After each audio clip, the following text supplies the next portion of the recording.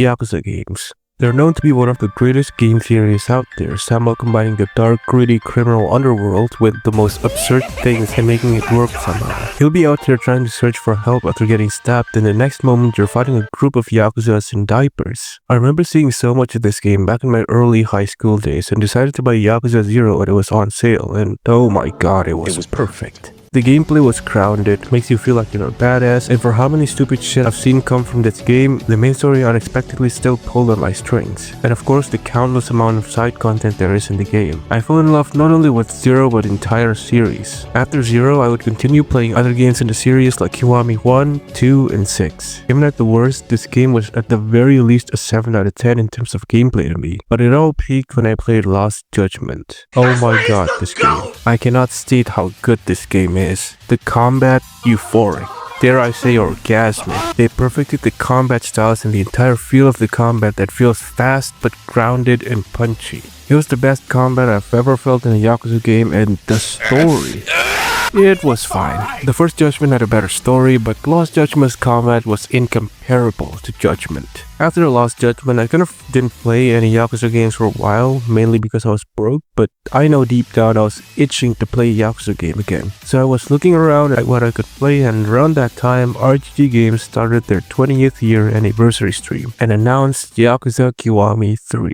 Now, I'm not gonna act like I'm a die-hard fan that's been around since the PS2 era of this game. I got here because of Yakuza 0, like most people. Haven't played through all the games, especially 3. I was thinking about picking up 3, but because I heard from people it didn't really have the best combat, I kinda held off on it, and I was looking on picking up something like Yakuza 7 instead. But when I saw Yakuza Kiwami 3, it felt like I was practically given a game to play. Actually, 2 games to play. Yakuza Kiwami 3 was announced to have 2 playable characters in separate modes. The normal mode is where you play as Kiryu, like most Yakuza games, and the other is called Dark Ties, where you play as Yoshitaka Mine, the main villain of the game, and I was jumping up and down in my room at this announcement. 2 games for the price of 1. Who doesn't love that? So, Yakuza Kiwami 3 was announced with the Gaiden game releasing alongside it for absolutely free, and everything is good, right? We get 2 games, and on top of this, another game that has been teased since 2024 and is slated to release in 2027, and we have a nice 20th anniversary for this game franchise. But then the RGG files dropped. Ever since the announcement of Yakuza Kiwami 3, there's been a lot of controversy surrounding the game from many aspects of it. But the biggest one of them all are the recasts. And I'm gonna put a trigger warning here for sexual abuse and assault. Now, this isn't the first time Yakuza has ever had recasts before. We've had recasts back in Yakuza Kiwami 2, and one of the most recent example is Yakuza Ishin Kiwami. But Yakuza 3 had 2 recasts that were really controversial for 2 different reasons. And that was the recast of Rikiya and Hamazaki. Shigeru Nakahara also got a recast, but I don't think anyone really had a big problem with that. Rikiya in Kiwami 3 is now played by actress Sho Kasamatsu, and this recast had a bit of controversy surrounding it because of how beloved Rikiya was as a character. But when the game released, people said he wasn't bad, he just could never be the OG. And I wish I can say the same about Hamazaki's recast. Go Hamazaki in Yakuza Kiwami 3 is recast and played by actor Teruyuki Kagawa, and this recast isn't particularly about the Edition 2 recast, but rather who they used to recast. Before Yakuza Kiwami 3, it was quite unknown, at least to the rest of the world, who Teruyuki Kagawa is. But after some digging done by the community, it's revealed that Kagawa sexually assaulted a hostess in 2019 while smiling and grinning. There are pictures of the incident which I am not going to show in this video, but it is easily found. Because of this, the community was reasonably at an uproar. There were petitions and people were spamming remove Kagawa in the replies and comments of RGG's videos and tweets. But did they take action? Yeah, they removed and muted all the posts mentioning it, but they did fix this one graphical issue in this one area though, so there's that. Now you may say it's impossible to recast someone in a short amount of time because of controversy. And to most, yes, it does seem hard, but the thing is, they've done it before. In Judgment, that was released in 2019, the character Kyoei Hamura was supposed to be played by the actor Pierre Taki, but he was completely removed and replaced because he was arrested on suspicion of possession of drugs, and this was all done in just a couple of months. So if they can do it then, they can definitely do it now. I was trying to play devil's advocate and say maybe they didn't have the say in this and they can't change the casting decision because of some nepotism bullshit, but that all changed when in an interview, they said that the decision to cast him was because he gave the impression of a creep. Son, I tried so hard holding out for hope, but it was all for nothing. I was scrolling Twitter like this when they were slandering my goat, but they were low-key right.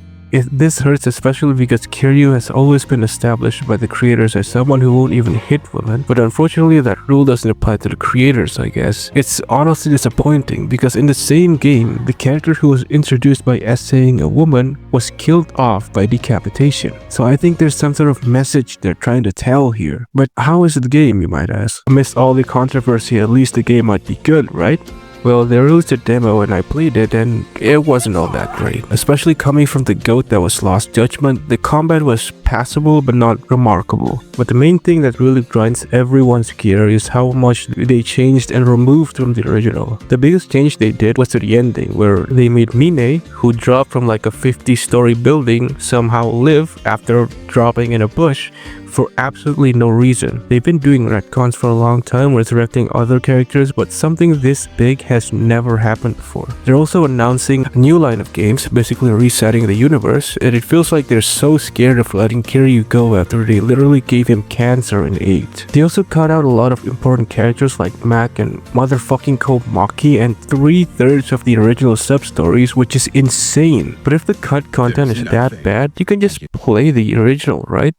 Nope, you could only buy it in a bundle, which you'll have to pay like $100 for it. It's all just so shit. The widely advertised Dark Ties that was said to be similar in length like a Dragon Gaiden was actually only a few chapters long. The graphics looking worse than something like Yakuza 6 released 10 years ago. Like seriously, why is it so blue, dude? The shady things they've done previously, like locking New Game Plus behind a DLC and delisting original games in turn for the remake, just genuinely makes me wonder what the hell went wrong. I have never seen a game company that has so much goodwill behind them throw it all away in a couple of months. I think Video Game Chronicles put it best in the review on Yakuza Kiwami 3, which, quote, Sega delivers a disappointing remake built on disdain, not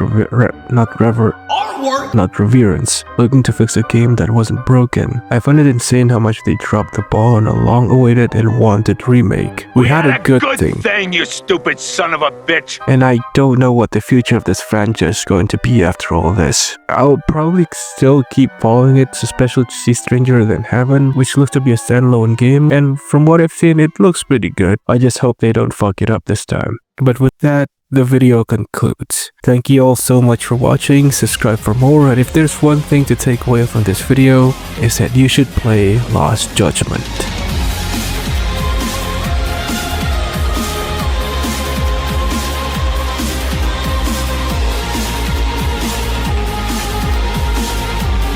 Just because you killed my small-time subordinate.